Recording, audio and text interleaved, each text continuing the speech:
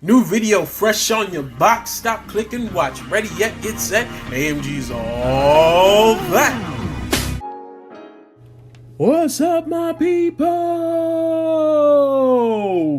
It is your boy AMG here, and today we are talking about Shield Hero, Episode 7, The Savior of the Heavenly Fowl.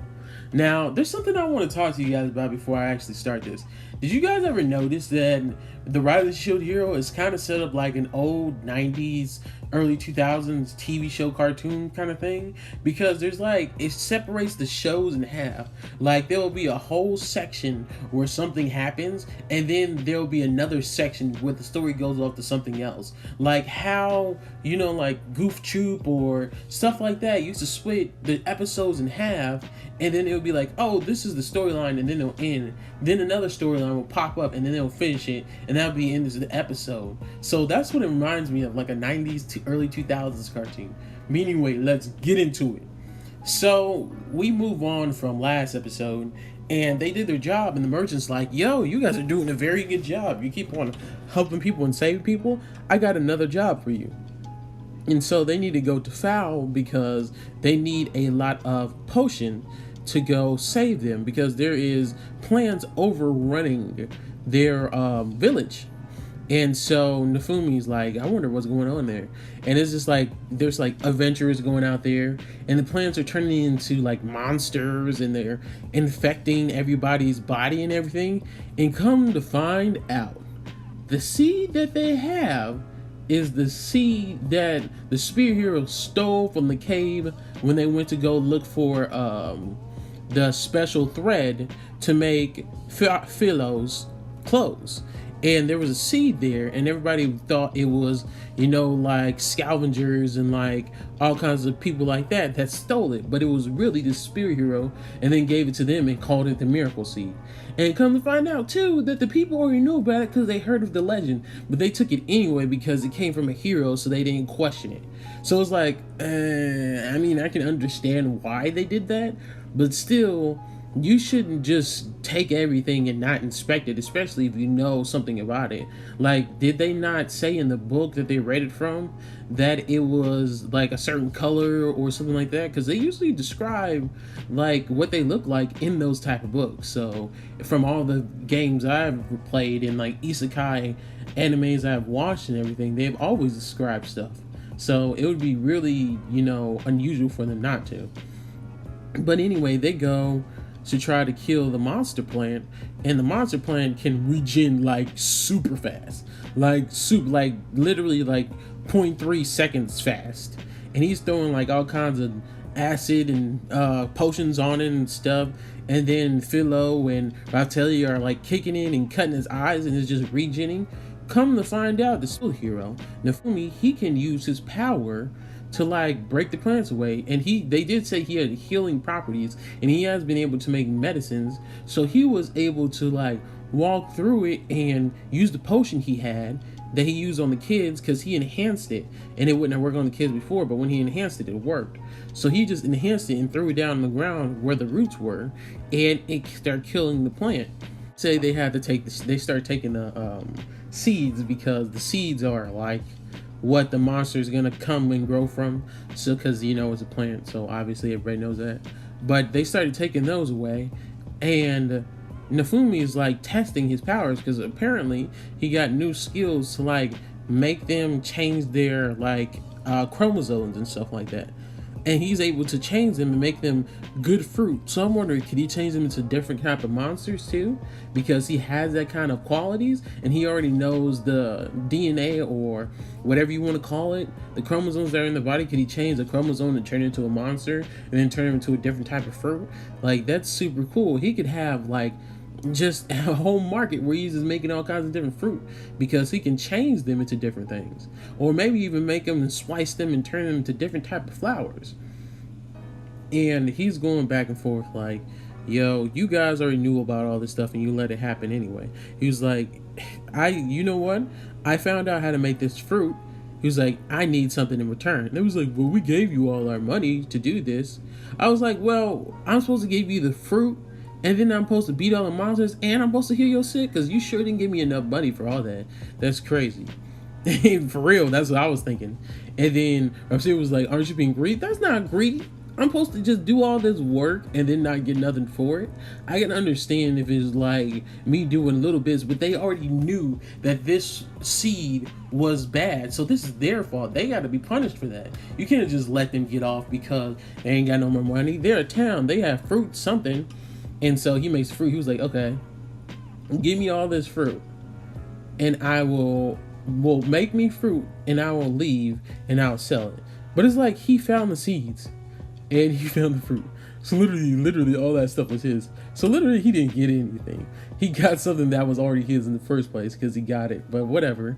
He still did good. So it's whatever. But he goes off and he goes to the, to the merchant master dude. And he goes to him and he sells the fruit.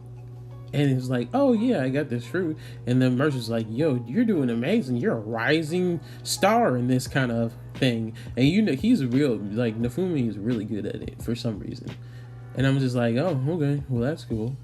And then he goes to another mission that the merchant sends him on. And he goes to a hot springs town. And there's all kind of just nice, looking like I want to say like Greek mythology kind of Roman temple type things. And they stay there, and you see stuff between Raftalia and Philo, just a rivalry, a love rivalry, even though they're supposed to be like sisters.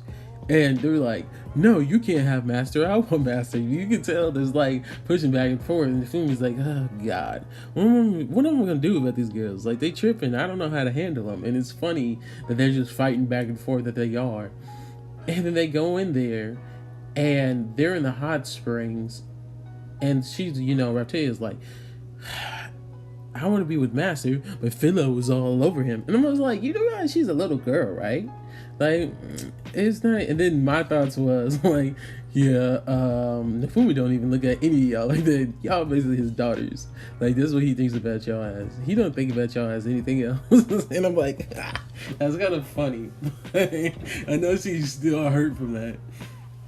And then she finds out that there is a special like rock you can get to make love potion. And Philo finds their special eggs, and she's gonna give it to the master as a gift. So they raise up a mountain and try to go get him, and then they get chased by the boar, some special boar. And the boar is like some special something that makes the water so pure or healing or something like that. They never really explained what it does exactly. And so they end up selling it, and they end up going to the chicken and trying to fight the chicken to get the, the eggs and the jewel it has. The boar crashes into it and was like, boom. And you see the jewel go off like, Team Rock is blasting off again. Ding. Like, I was just like, oh, okay. She was never looking at that.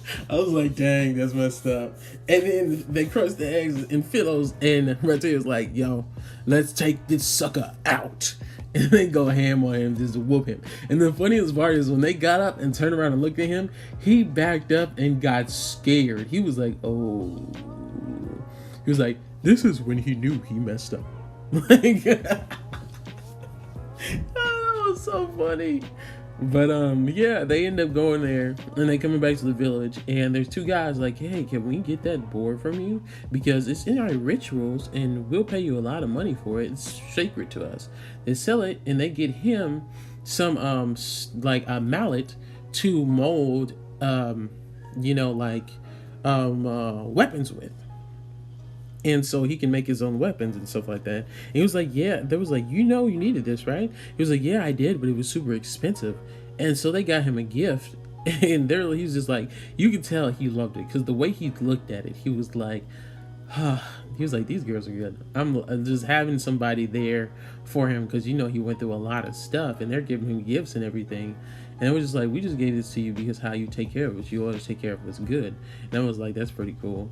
And he said, he pats them on the head, just like they're little kids still.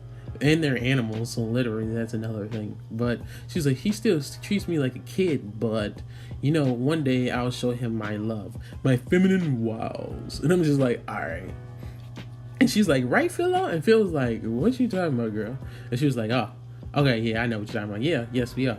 And the episode goes out. And I'm just like, dude, see, women got that secret language where they ain't got to say nothing. They can just give each other looks. They got women telepathy. That was like, they just went back and forth and having conversations without saying stuff. That's not fair. But yeah, that was a really good episode. It was really filler. But I like how they mix in fillers with actual plot points of the story.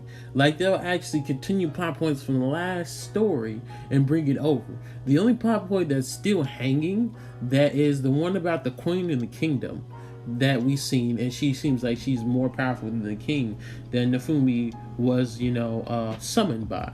So I really want to look into that. But that's the end of the video. Like, comment, subscribe if you like the video.